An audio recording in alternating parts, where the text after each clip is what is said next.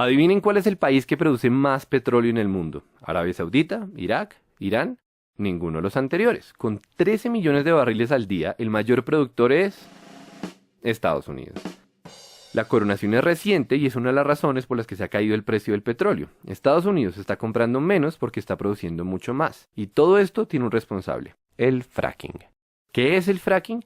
Es una técnica para extraer petróleo y gas de lugares que antes no se dejaban. Rápido repaso geológico. Todo el petróleo está almacenado en formaciones de rocas. Algunas de estas formaciones tienen poros o grietas que dejan fluir el petróleo, otras no. Las que no eran un problema para la industria petrolera, pero ahora que existe el fracking ya se puede sacar petróleo de ahí. Es más fácil entender todo esto si hablamos de un concepto clave: la presión. El petróleo es un fluido subterráneo que tiene que soportar millones de toneladas de tierra. Cuando nosotros taladramos hasta esa profundidad es como si estuviéramos destapando una gaseosa agitada. Así también el petróleo quiere salir por la tubería hasta la superficie porque la presión lo empuja. Pero todo esto depende de que exista un camino a la tubería. O sea, que las formaciones de rocas que almacenan petróleo tengan poros o grietas y que estén conectados. Si no hay conexión con la tubería es inútil porque la mayoría del petróleo se queda atrapado. Pues bien, resulta que ahora podemos fracturar las rocas para crear nuestras propias grietas. Eso es el fracking, que formalmente se llama fracturamiento hidráulico. Lo de fracturamiento ya se entiende, y lo de hidráulico es porque se utiliza agua a presión para romper las rocas, agua y arena. Pero la historia no termina ahí. Para llegar a donde está el petróleo hay que perforar más o menos 2 kilómetros para abajo y otros 3 kilómetros de lado. Eso quiere decir que la tubería es demasiado larga y hay un montón de fricción, o sea que el agua que se inyecta pierde potencia a medida que avanza. La solución técnica de este problema es mezclar el agua y la arena con químicos que lubrican la tubería y así se combate la fricción que le quita poder al chorro. Pero ese cóctel es una para el medio ambiente y por eso el fracking es tan polémico. Para ser claros, no es que los pozos convencionales sean amigables con el medio ambiente, es que el fracking es peor. Básicamente estamos contaminando grandes cantidades de agua para romper rocas y buena parte del agua sucia que metemos se devuelve a la superficie todavía más sucia porque esas rocas tienen metales pesados y compuestos radioactivos. La contaminación es tanta que ya no es posible tratar el agua para hacerla potable. O sea, esa agüita se perdió y para siempre.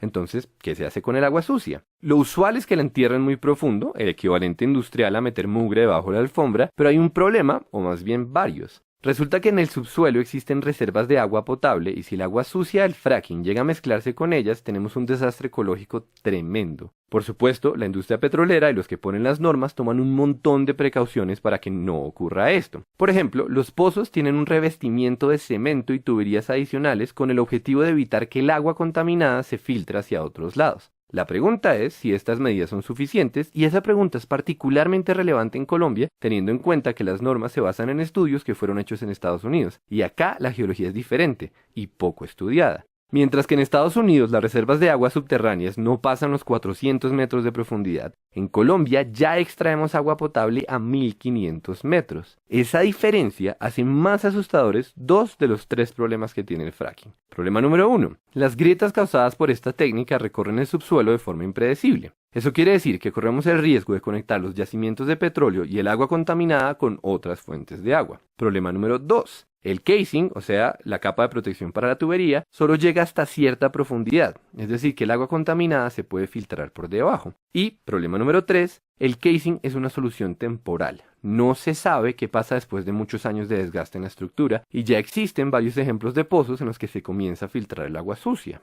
Y entre paréntesis, también se ha hablado de la asociación del fracking con el incremento de temblores, pero se argumenta que en los pocos casos en los que ocurre las magnitudes son despreciables. Ahora bien, dicho todo eso, es importante saber que hay más de 1 millón de pozos de fracking en el mundo, y ese dato es muy diciente. Nos dice que las consecuencias negativas del fracking teóricamente se pueden controlar, por lo menos a corto plazo, y también nos habla del rol protagónico del petróleo en la economía. Es que son 1 millón de pozos aumentando las reservas mundiales, y la cifra va creciendo, lo que nos trae de vuelta a Colombia. Colombia, que está por encima del 85% de los productores de petróleo del mundo. Colombia, cuya economía depende en buena parte de esta industria, pero también Colombia, la que solo ha explorado 9 zonas en lo que va de este año, porque cayó el precio del petróleo y por tanto cayeron las inversiones. Para bien o para mal, esta es una industria a la que pertenecemos y tenemos que tomar decisiones. Es claramente un problema de costo-beneficio. ¿Vale la pena asumir el riesgo de que se debilite el sector petrolero? O, dicho al revés, ¿será que vale la pena asumir los riesgos del fracking? La respuesta no es fácil y no queremos decir que la tenemos, pero conviene aclarar una última cosa. Como el fracking es mucho más costoso y como el precio del barril está tan bajito y como la industria petrolera en Colombia está alicaída, se está hablando de incentivos tributarios para el fracking. O sea, el país recibiría menos plata usando esta técnica que usando la tradicional. Entonces, de nuevo, ¿vale la pena?